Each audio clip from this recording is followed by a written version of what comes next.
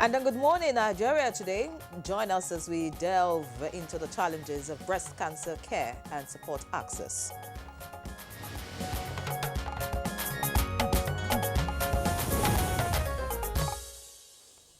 Breast cancer remains a leading cause of cancer-related deaths among Nigerian women. But for many, getting quality care is still an uphill battle, held back by stigma, low awareness, financial barriers, and gaps in our healthcare system. And that's right. Nigeria accounts for 15% of Africa's breast cancer cases, with about 115,000 new cases each year. Tragically, our country has one of the highest breast cancer mortality rates globally, with half of those diagnosed not surviving past 5 years. And according to the International Agency for Research on Cancer, the annual breast cancer rate is staggering, and the Nigerian National Cancer Registry reported a 34.6% increase between 2012 and 2020. It doesn't stop there. The World Health Organization recorded 26,000 breast cancer-related deaths in Nigeria in 2020 alone. What's more concerning, 70% of cases are diagnosed at advanced stages, making treatment even harder. And access is another issue. Only 20% of our healthcare facilities offer mammography services. And for the majority, treatment costs fall entirely on them, with an average price tag of 500,000 to 1 million naira. There's another dimension, the cultural stigma. 40% of Nigerians believe breast cancer has supernatural origins, and 25% of patients face significant stigma, adding isolation to an already tough journey. Now, other barriers include misinformation and limited availability of quality treatment options. Today, we are shedding light on these issues. Yes, we're taking a look at the silent killer, breast cancer. Thousands are diagnosed yearly, but accessing quality care remains a real challenge. Stay with us as we uncover the obstacles, explore solutions, and hear stories of resilience in this fight. Now, from diagnosis to survival, we'll be discussing it all, with insights from experts, survivors, and policymakers. October is Breast Cancer Awareness Month, but the struggle for quality care lasts all year. I am Victor Azu. You're watching Good Morning Nigeria on the network service of the NTA. And I'm Henry John. Glad that you could join us for today's edition of the program. Just to let you know that news for review will be coming up shortly. But that's not before the news, of course. We've got Sawa Khalil Ibrahim, who is right here, looking radiant and ready to hit us. Sawa, good morning to you. Good morning, Henry and Victor. President Bola Tinubu is suggesting that the long-standing cordial relations that Nigeria has maintained with the Republic of France, People's Republic of China, and Kingdom of Denmark over the years should translate into mutual economic benefits for citizens, particularly in key areas of education, health, and infrastructure.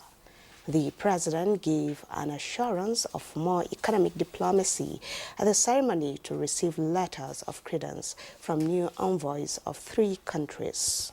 China-Africa cooperation. You can see the infrastructure that is being built by Chinese companies, funding from China. So it's something that's very important, not just to Nigeria, but to Africa. The National Economic Council has advised the withdrawal of the tax bills from the National Assembly for wider consultations and understanding. The Council also directed the Federal Ministry of Water Resources and Sanitation to conduct integrity review of waterways and dams across the country to avert reoccurrence of flooding, which affected 34 states this year. Recommend the need to withdraw the bill currently before the National Assembly on tax reforms, so that we can have wider consultations and also build consensus around these reforms for the benefit of the entire country. Vice President Kashim Shettima has announced that the National Economic Council will adopt measures to speed up the decentralization of the national grid with a view to putting an end to incessant collapse that has plunged some states in the north into total darkness. Speaking at the 145th NEC meeting at the Presidential Villa, Abuja, Shettima, who is the chairman of NEC, said the burden of accountability has compelled the government to never look away from these issues. He listed some of the measures for the decentralization of the national grid to include the establishment of mini-grids, solar and renewable energy sources like solar, photovoltaic and wind turbines. The Vice President stressed the urgent need for implementation of the Nigerian Energy Sector Implementation Plan, emphasizing that the energy sector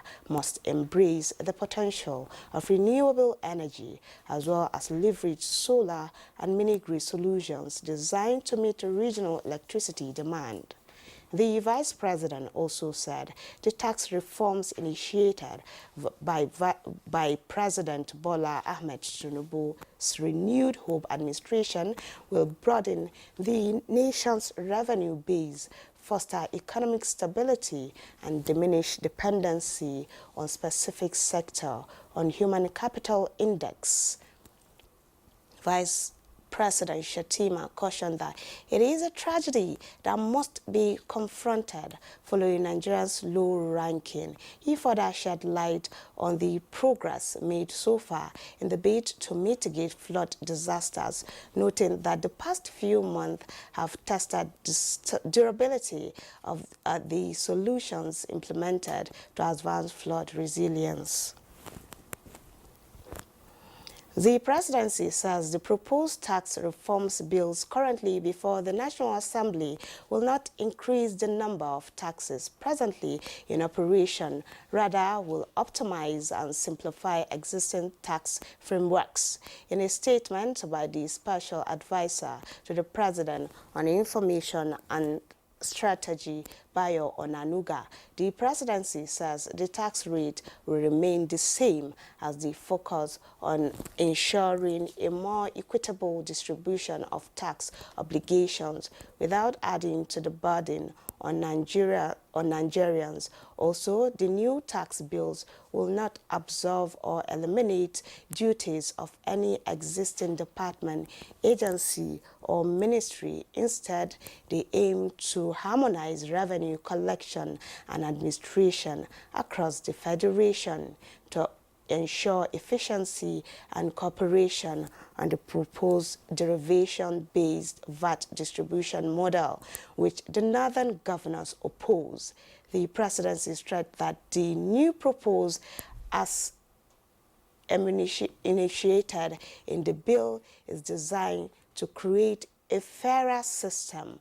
The current model for distributing VAT is based on where the tax is remitted rather than where goods and services are supplied or consumed, which the ongoing tax reform seeks to correct the equity. The presidency commends the northern governors and traditional rulers for supporting President Bola Tinubu over the success recorded in addressing the country's security challenges. The presiding officers of the National Assembly are set to inaugurate a joint ad hoc committee to investigate alleged economic sabotage in the Nigerian petroleum industry in a motion adopted at plenary. The Senate leader, Senator Opeyemi Bamidele, explains the following the setting of an ad hoc committee to investigate similar matters by the House of Representatives. A decision has now been reached for both chambers to jointly investigate the alleged sabotage. Chambers to work jointly to avoid duplication and clash in the discharge of their assignment. And that's the news. Good Morning Nigeria continues with Vector and Nyeri after this time out.